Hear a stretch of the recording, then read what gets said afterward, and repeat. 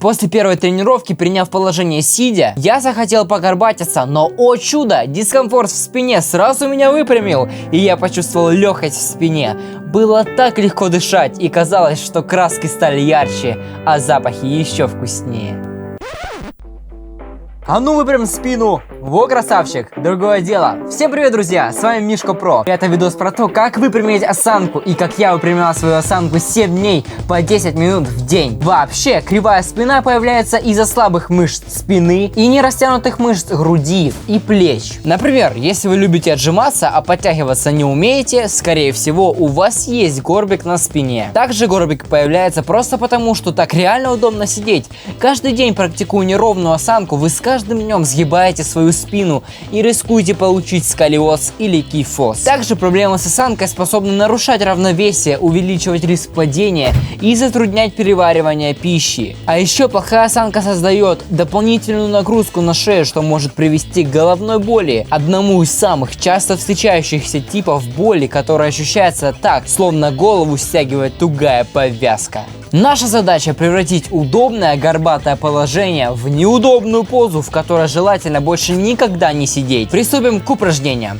7 дней я буду делать вот такие вот упражнения. Первое. Я его назвал полотенце, хоть и в моем случае это канат. Оно заключается в том, чтобы взять пошире в руки полотенце и начать заворачивать руки за спину. Главное почувствовать небольшую боль в мышцах плеч и груди. Сначала я брался очень широко за свой канат, но на 7-й день я без проблем делал это упражнение и сократил расстояние между руками на канате, а значит прогресс есть. Делаем это упражнение от 1 до 2 минут и переходим к следующему упражнению. Второе упражнение я назвал мостик отжимания. Нужно встать вот в такую вот позу и начать флексить.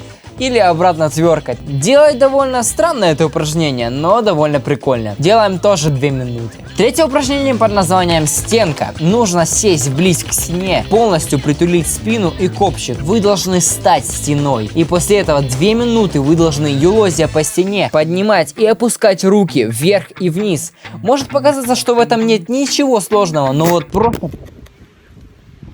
Девочки, вы упали.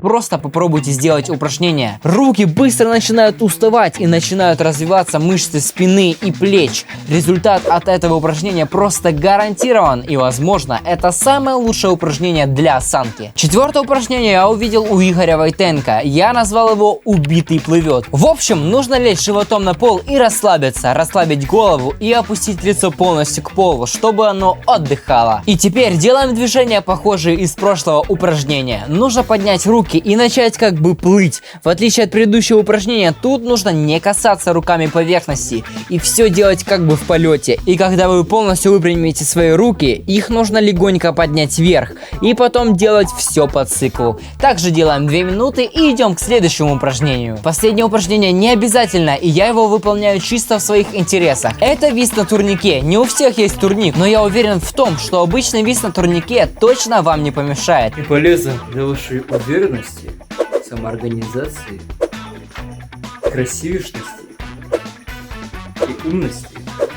Висеть на турнике лично мне довольно сложно. Я вешу 1 минуту, а затем каждые 5 секунд подтягиваясь по одному разу в течение еще 1 минуты. Вот такие вот упражнения. После первой тренировки, приняв положение сидя, я захотел погорбатиться, но, о чудо, дискомфорт в спине сразу меня выпрямил, и я почувствовал легкость в спине.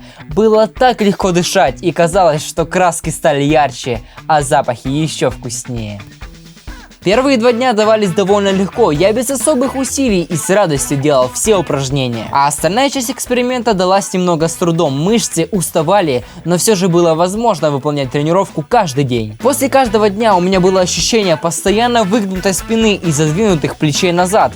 Так и должно было быть, и с каждым новым днем это ощущение становилось все длиннее и длиннее. Под конец эксперимента могу сказать, что теперь ходить и в целом жить стало легче. Я заметил, что что теперь непринужденно держу плечи задвинутыми, и спина в целом тоже стала ровнее. Также за эксперимент я подрос на 1 сантиметр, что довольно-таки неплохо. Итог. Я рекомендую всем попробовать такой 7-дневный марафон и посмотреть на результат. Но суть заключается не в марафоне, а в поддержании мышц осанки. Необходимо просто выполнять 2 или 3 раза в неделю эти упражнения, чтобы поддержать форму ровной спины. И изменения в вашей жизни не заставят долго ждать. Подписывайтесь на канал Мишка Про, оцените мое видео, скинь видос своему горбатому другу и напиши комментарий, читать их полнейшее удовольствие. С вами был самый нестандартный экспериментатор Мишка Про.